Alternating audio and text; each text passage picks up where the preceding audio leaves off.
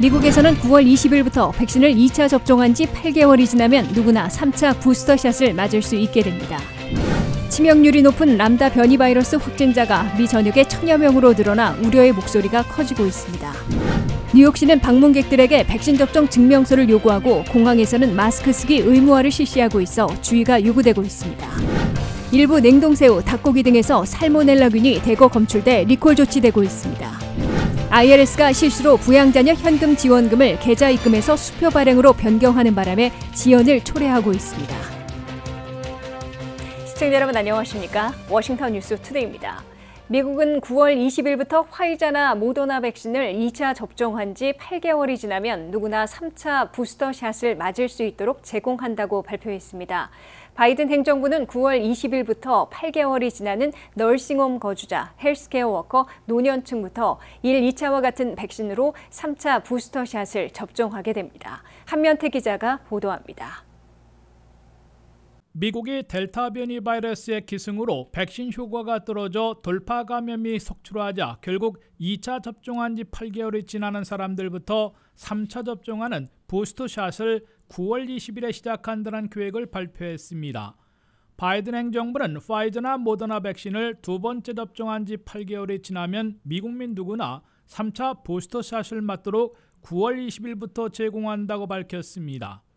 9월 20일부터 돌입하는 미국의 3차 부스터샷은 지난해 12월 중하순 1차, 올 1월과 2월 2차를 가장 먼저 접종했던 너싱홈 거주자, 헬스케어 워커 등이 8개월이 경과되므로 3차 접종하게 됩니다. 너싱홈 거주자들은 미 전역에서 140만 명 정도이고 종사자들까지 합하면 170만 명에 이르게 됩니다. 의사와 간호사 등 헬스케어 워커, 의료 종사자들은 2,200만 명으로 집계되고 있습니다. 곧이어 노년층으로 확대되는데 5,400만 명에 달하고 있습니다. 또 응급요원과 경찰, 소방관, 필수 직종의 근로자들도 잇따라 부스터 접종 대상으로 확대됩니다. 따라서 1, 2차 접종일이 기록되어 있기 때문에 2차 접종일에서 8개월이 지나면 미국민 누구나 9월 20일에 시작해 10월 중에는 3차 부스터샷을 맞을 수 있을 것으로 예고되고 있습니다. 바이든 행정부는 3차 부스터샷에서는 1, 2차 때와 같은 백신을 접종키로 결정한 것으로 미 언론들은 전했습니다. 한 번만 맞아도 되는 존슨앤존슨 백신을 맞은 경우 2차 부스터샷을 맞아야 한다는 입장이지만 이달 말 임상실험 결과가 나오는 대로 최종 결정키로 했습니다. 바이든 행정부가 3차 부스터샷 계획을 확정 발표한 배경에는 7개 주에 대한 데이터를 분석한 결과 6개 주의 돌파 감염률이 5명당 1명이나 되고 중증 발병 입원과 사망도 갈수록 늘고 있어 8개월 만에 추가 접종이 절실하다고 판단했기 때문으로 뉴욕타임스 등 미 언론들은 전했습니다. 연방당국이 캘리포니아, 콜로라도, 매사추세츠, 오레곤, 유타, 버몬트, 버지니아 등 7개 주의 데이터를 분석해본 결과 델타 변이가 확산된 7월 이래 백신을 다 맞고도 돌파 감염되는 비율이 버지니아만 6.4%로 낮게 나왔을 뿐 6개 주에서는 18 내지 28%로 평균 20%나 되는 것으로 나타났습니다. 또한 중증 발병 입원과 사망자들도 아직은 미미하지만 갈수록 늘고 있어 위험해지고 있는 것으로 밝혀졌습니다. WKTV 뉴스 한면택입니다. 델타 변이로 새로운 위기를 맞고 있는 미국에서 치명률이 높고 백신 효과를 떨어뜨리는 것으로 알려진 람다 변이의 확산세가 심상치 않습니다. 람다 변이가 우세종으로 자리 잡은 페루에서는 코로나 사망률이 10%에 달하는데요. 미국에서는 지난달 30일 람다 변이 첫 확진자가 나온 지 3주 만에 44개 주로 퍼졌고 확진자도 1000명으로 늘어났습니다. 보도에 박남주 기자입니다. 델타 변이가 지배종으로 자리 잡은 미국에서 치명률이 높은 것으로 알려진 람다 변이 바이러스에 대한 우려의 목소리가 커지고 있습니다. 람다 변이는 지난해 말 페루에서 처음 확인된 후 아르헨티나와 칠레 등 남미 국가를 중심으로 현재까지 40개 국가에서 4,600여 명이 확진됐습니다. 미국에서도 44개 주에서 람다 사례를 보고했습니다. 지난달 30일 첫 확진자가 나온 후 불과 3주 만에 1,000명이 넘었습니다. 칠레와 페루에 이어 세 번째로 많습니다. 세계보건기구 WHO에서도 람다 변이를 관심을 가져야 할 변종으로 분류했습니다. 최근 일본 등지에서 나온 연구를 살펴보면 람다 변이는 델타 변이보다 전염력은 낮지만 치명률이 높고 백신 접종 항체에 더 내성이 강한 것으로 보고하고 있습니다.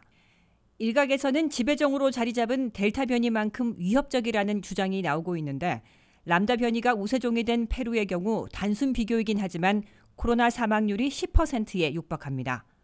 다만 전파 속도가 얼마나 빠른지, 치명률은 어느 정도인지, 백신 효과는 얼마나 떨어뜨리는지에 대한 정확한 수치는 확인되지 않고 있습니다. 람다 변이가 델타 변이처럼 위험할지는 아직 알 수 없지만 델타 변이처럼 순식간에 퍼질 수도 있습니다. 전문가들은 아직은 델타 변이 방어에 더 집중할 때라 말합니다.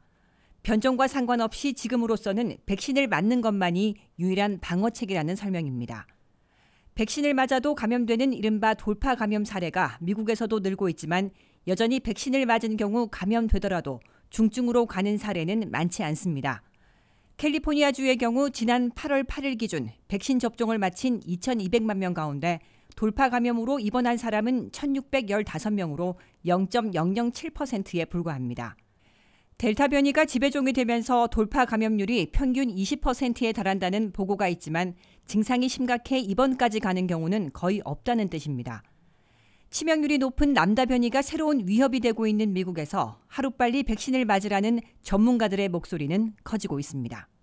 WKTV 뉴스 박남주입니다.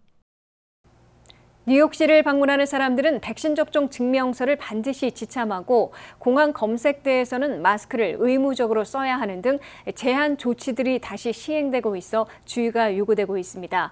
뉴욕시는 이미 17일부터 식당의 실내 식사, 공연장, 박물관, 실내 운동시설 등에 입장하려면 백신 접종 증명서를 제시해야 하며 공항 검색대를 맡고 있는 TSA는 마스크 쓰기 의무화를 내년 1월까지 연장했습니다. 김지수 기자가 보도합니다.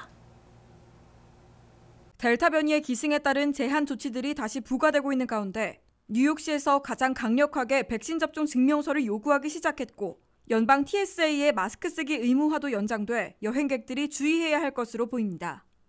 뉴욕시는 17일부터 식당의 실내 식사, 공연장, 뮤지엄, 실내 운동시설 등에 입장하려면 백신 접종 증명서를 제시하도록 요구하기 시작했습니다. 이에 따라 뉴욕시를 방문해 식당이나 술집, 공연, 박물관 등을 즐기기 위해 실내에 입장하려면 CDC의 양식에 백신 접종일이 적혀있는 종이 백신 접종 증명서를 지참하고 있다가 보여줘야 합니다. 종이 백신 접종 증명서를 지참했다가 분실할 우려가 있기 때문에 이를 휴대폰에 사진으로 찍어놓고 보관했다가 요구받을 때 제시하면 될 것으로 보입니다. 뉴욕 시내 식당이나 술집, 공연장, 박물관, 실내 운동시설 등은 고객들에게 백신 접종 증명서를 확인하지 않고 입장시켰다가 적발될 경우 $1,000에서 $5,000까지의 벌금을 물게 됩니다. 첫 번째 적발 시 $1,000, 두 번째는 $2,000, 세 번 이상은 $5,000의 벌금을 물기 때문에 뉴욕 시내 사업장들은 철저히 백신 접종 증명서를 요구하고 있는 것으로 보입니다. 뉴욕시는 델타 변이 바이러스의 기승으로 새 감염자들이 급증하자 실내 사업장 입장 시 백신 접종 증명서를 종업원들뿐만 아니라 고객들에게도 요구하는 가장 강력한 조치를 이행하고 나선 겁니다. 공항과 항구 등의 검색을 주관하고 있는 연방교통안전청, 즉 TSA는 연방 대중교통시설에서의 마스크 쓰기 의무화를 내년 1월 18일까지 연장한다고 발표했습니다. 이에 따라 장거리 여행을 위해 공항에 가거나 암트랙 철도를 이용하려는 승객들은 공항이나 항공기, 열차 안에서 마스크를 써야 할 것으로 보입니다. TSA는 최근 주말인 7월 30일부터 8월 1일 사이에 640만 명의 여행객들을 검색한 것으로 밝혔습니다. 그러나 델타 변이의 기승으로 항공여행, 장거리 여행객들이 다시 감소될 조짐을 보이고 있습니다. 한 설문조사 결과 응답자의 27%는 여행 계획을 연기시켰다고 대답했습니다. 54%는 장거리 여행 가기에 대한 관심이 떨어졌다고 응답했습니다. 그중 응답자의 26%만 코로나 사태 재악화에도 불구하고 당초의 계획을 바꾸지 않고 장거리 여행에 나설 것이라고 밝혔습니다. WKTV 뉴스 김지수입니다. 무더위 속에 여름 식중독이 미 대다수 지역에 넓게 퍼지고 있습니다. 일부 냉동새우, 닭고기 등에서 식중독을 유발하는 살모넬라균이 대거 검출돼 리콜 조치를 취하고 있다고 미 식품의약국 FDA가 보고했습니다. 조은우 기자가 보도합니다. 워싱턴 일원을 포함한 미 대다수 지역에서 살모넬라균에 오염된 식품을 먹고 식중독에 걸린 사례가 무더위 속에서 급증하고 있습니다. 타겟, 홀푸드 등 미 전역의 대형마트에서 판매하는 냉동 새우를 먹고 살모넬라균에 감염된 사례가 총 4개의 주에서 발견돼 리콜 조치가 이뤄졌습니다. 또 일부 대형 매장에서는 냉동 닭고기 제품에서 살모넬라균이 검출돼 8개 주에서 최소 28명이 살모넬라균에 감염되고 그중 11명이 입원했다고 질병통제예방센터 CDC에서 집계했습니다. 살모넬라균은 기온이 높아지면 빠르게 증식하는 바이러스로 특히 여름철에 자주 발견됩니다. 살모넬라균이 검출된 아반티 냉동식품의 새우는 지난 11월부터 5월 사이에 전국 마트에 배포돼 현재까지 판매된 것으로 알려졌습니다. 식중독균이 발견된 아반티 냉동 새우는 대규모 리콜 조치가 이뤄졌고 이들 브랜드 식품을 구입한 소비자의 경우 바로 폐기물 처리하거나 반환할 것을 권고했습니다. 타겟과 홀푸드 매장 내 위치한 일부 스시 코너에서도 살모넬라균에 오염된 새우로 만든 초밥을 곧바로 회수했습니다. 식중독 감염이 확산되자 제과업체 호스테스 브랜드사에서도 리스테리아균과 살모넬라균 오염의 위험이 있는 햄버거와 핫도그번의 리콜 조치가 이뤄졌습니다. 리스테리아균과 살모넬라균은 식중독을 유발하는 대표적인 바이러스로 주로 복통, 설사, 발열 등의 증세가 나타납니다. 그러나 면역력이 약한 노년층이나 어린아이가 균에 감염되면 폐혈증, 뇌수막염 등 심각한 합병증으로 이어질 수 있습니다. CDC에 따르면 살모넬라균에 감염되는 사례는 매년 140만 명에 이르고 입원 환자는 약 26,500명, 사망자는 약 420명으로 집계됐습니다. CDC는 여름철에는 특히 날것을 조심하고 되도록이면 음식을 익혀 먹을 것을 권고했고 냉장고 소독, 음식물 보관 등 위생 관리도 철저히 해야 한다고 당부했습니다. WKTV 뉴스 조현우입니다. IRS가 실수로 400만 가구에 대한 부양자녀 지원금을 계좌 입금에서 수표 발행으로 변경하는 바람에 지연과 혼선을 초래하고 있습니다. IRS는 첫 번째 매달 지원금인 7월분은 계좌 입금해줬다가 8월분은 수표로 발행하는 바람에 400만 가구나 아직도 받지 못한 채 혼란을 겪고 있는 것으로 나타났습니다. 3,600만 가구 6,100만 명의 부양자녀들에게 매달 현금 지원금을 보내고 있는 IRS가 엉뚱한 기술적 실수로 400만 가구에게 지연과 혼선을 겪게 하고 있습니다. IRS는 8월 13일자로 두 번째인 8월분 매달 부양자녀 현금 지원금으로 150억 달러를 지급했다고 발표했습니다. 8월분을 지급받은 부양자녀들은 3,600만 가구에 6,100만 명으로 첫 번째인 7월 15일 지급자보다 160만 가구나 늘어난 것으로 IRS는 밝혔습니다. 그러나 IRS는 엉뚱한 실수로 400만 가구의 8월분 수령을 지연시키고 있어 혼란을 겪게 하고 있습니다.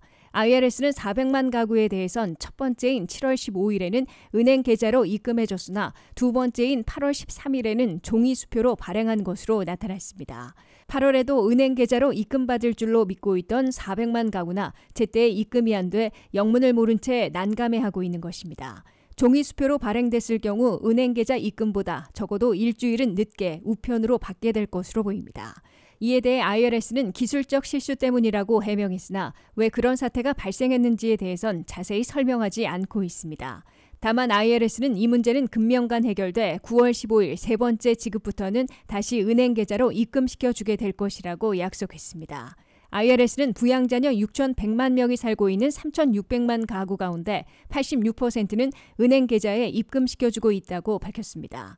IRS는 실수에 의한 지연, 혼란과는 별도로 새로 태어났거나 가구 소득이 변하는 등 변동 상황을 신고하고 있어 7월보다 8월에 지급 대상이 160만 가구가 늘어난 것으로 분석하고 있습니다. 또한 7월부터 12월까지 매달 지급하는 6개월 전체로는 400만 가구가 증가할 것으로 예상되고 있습니다.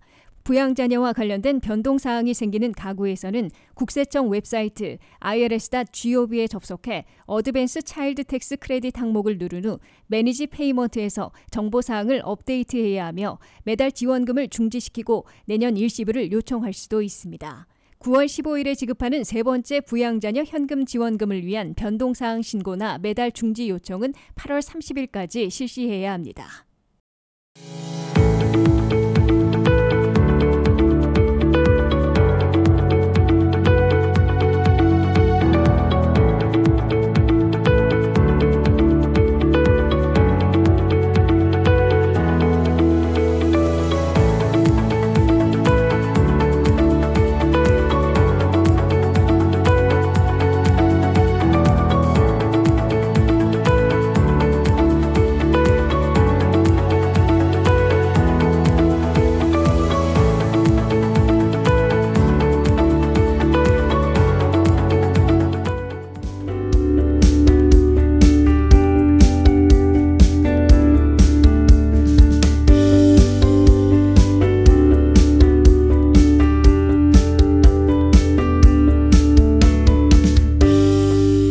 이상으로 워싱턴 뉴스투데이를 마치겠습니다. 시청해주신 여러분 고맙습니다.